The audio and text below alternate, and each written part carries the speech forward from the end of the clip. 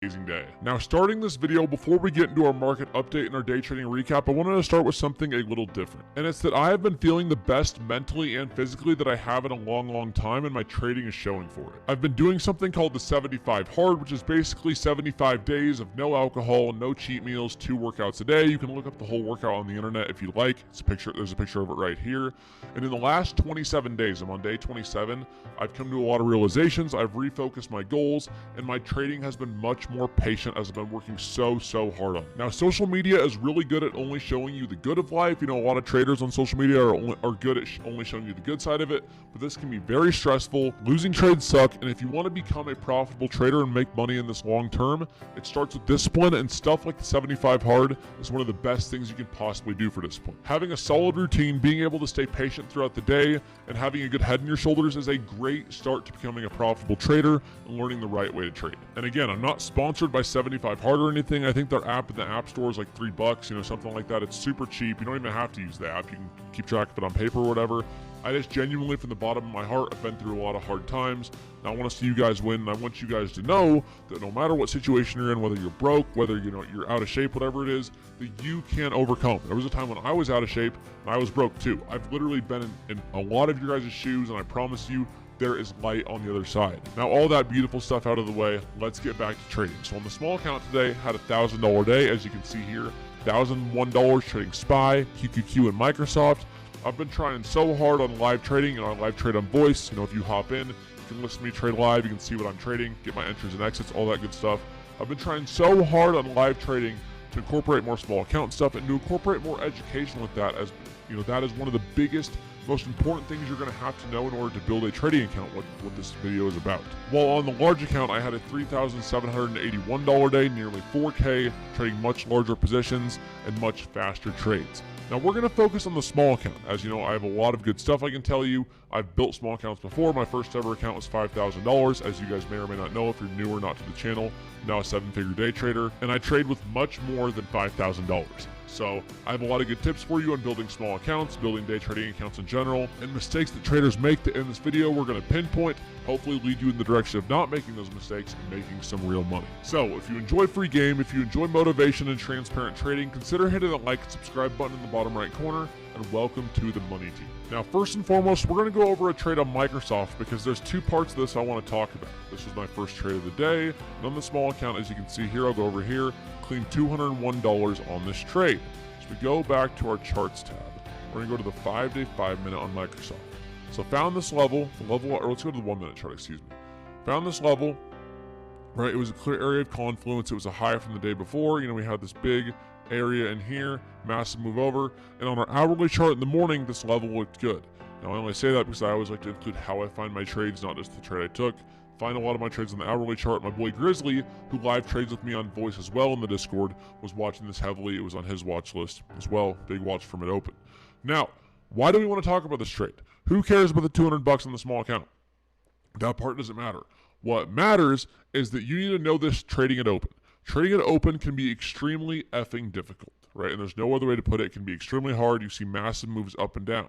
So the level we were watching was this 266. Came in, you know, bottom hit this to a T, had this massive move up. Contracts moved like crazy on this right here. Boom, hit this. Nice move up to 267.3, right? Not a bad move. Overall, a nice scalp with a low position size. Now, that's great. You know, that money's cool, but you need to know this. Trading at the open can be extremely risky. Things move very fast, move up and down, and if you're not scaling in and out, you can very well get smoked. If you get a bad fill, if you're hesitating down here, you're watching it, get a bad fill up here, you can very easily get smoked. Trading the open is not for the lighthearted. Trading the open is not for the inexperienced. I see so many traders trying to make a quick bag in the first few minutes, which once you learn how to trade, once you have some experience, 5-minute work days are amazing. You guys already know if you're in the Discord, if you've been watching this channel, I love me a 5-minute work day. Love it, love it, love it. There's nothing I love more. But unfortunately, if you're trying to trade the open, you have to know what you're doing, as there's some extreme volatility and not much chart patterns and, you know, trend to back what you're doing. So things can reverse really quick. You know, those first few minutes, we're still kind of establishing a trend. You don't really know what's going on. So unless you have a very high probability setup, you know, if you're a beginner, you might want to skip the first 5, 10, 15 minutes. Now, if you see something nice and slow, you've been watching something for a while, you're entering a swing, whatever it may be, then the open's fine. But if you're a brand new trader trying to scalp Tesla off the open, there's a good chance you're going to get smoked, and you're going to be sitting there saying, damn, I wish I wouldn't trade the open. I wish I would have listened to Jay down in his YouTube video or what he's telling us on voice, because you best believe I'm preaching this on voice too. So that was a good lesson on opening. This trade worked out nicely, kind of nice scalp up. Obviously, you can see it kind of reversed here after that move up, but overall, nice. We had the right level here. Nice move up. We would have liked more. We didn't get it. So next on the list, we're going to go talk about SPY. Now, trading SPY, I was watching this morning, trading it live with the squad, and we had a lot of stuff going on. Now, I don't want to go over every single nitpicky part of the trade, but I do want to go over some specific stuff that I saw. So on SPY, specifically the puts, I took a few trades on SPY today with the small account, but one of the entries was this candlestick up here for puts. Now, how did I find that? During the day, I was watching the 5-minute chart and the 15-minute chart, which if you're a beginning trader, I highly recommend you do. Jeez, why won't this go? You watch the 5-minute and the 15-minute chart, and you watch those corresponding with each other. As you can get a lot of good entries, you can get a lot of good stuff. Now, I was watching this descending triangle. I was watching, we were making lower highs. We were holding this, lower low here. So on a descending triangle, you want to watch, you want to come down, make a, lower high, same low, lower high, same low. So I was watching, we had our VWAP right here on the 5-minute and the 15-minute. Top ticked this perfectly, almost to a T, right up here, and rode this puppy down.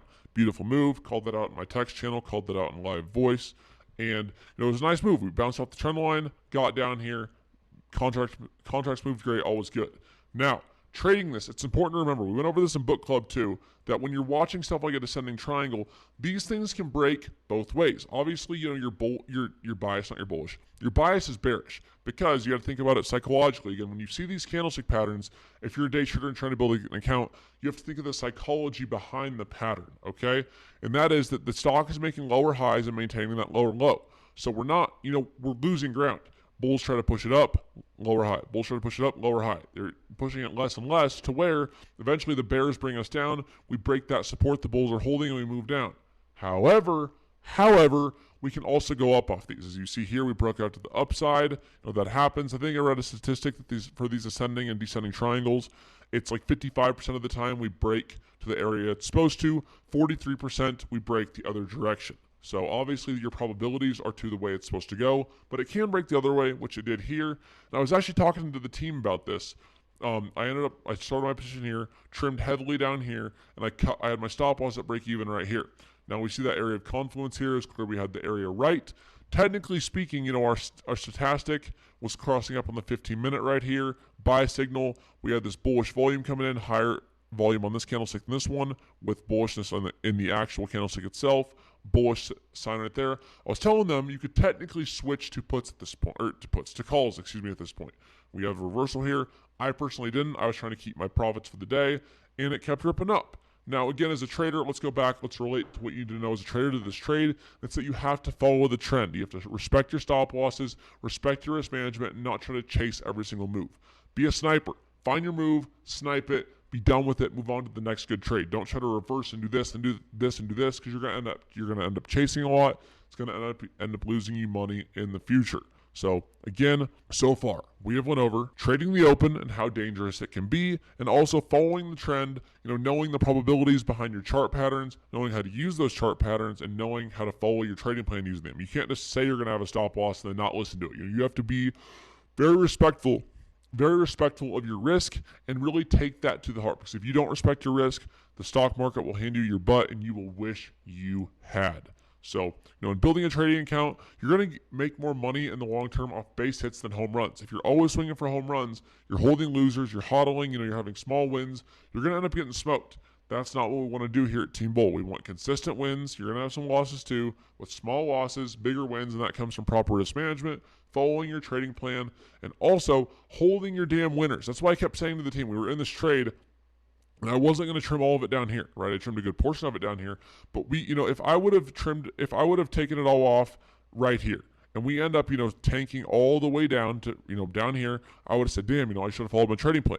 However, if you're already in profit, the best thing you can do as a trader is coming up having your stop loss set at break even and giving your room some trade some trade to breathe. Your trade some room to breathe, because in the end, that's what's going to get you those massive wins. They're going to offset the small losses you have. So if you're a trader, you have to remember that. You have to realize that you're going to have some losses. You're going to get stopped out at break even sometimes. But if you don't let yourself have bigger winners, you're never going to get that. And I also think it's important to mention too that, in psychology, it's proven that we get more pleasure or more joy, or whatever you want to call it, from avoiding loss than taking big wins. So a lot of times traders will take profits too early to avoid loss, because that's, more satisfying than having to face the fact you might lose a trade.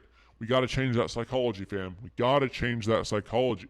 So you got to remember, you got to hold your winners longer, trim, manage your position, but also cut your losers quick. You don't want to have 5, 6, 7 green days in a row, have a big loser, wipe all that out. That's not what we do here at Team Bull. Not at all. So hopefully those few little tips help you. I got a ton more where that came from on how to build a day trading account, but those simple stuff with risk management should help you a lot, should help you make a lot of money. That's my goal. That's my purpose in life. And again, hope you guys all find your edge, find your mental discipline, and I hope you all make millions of effing dollars.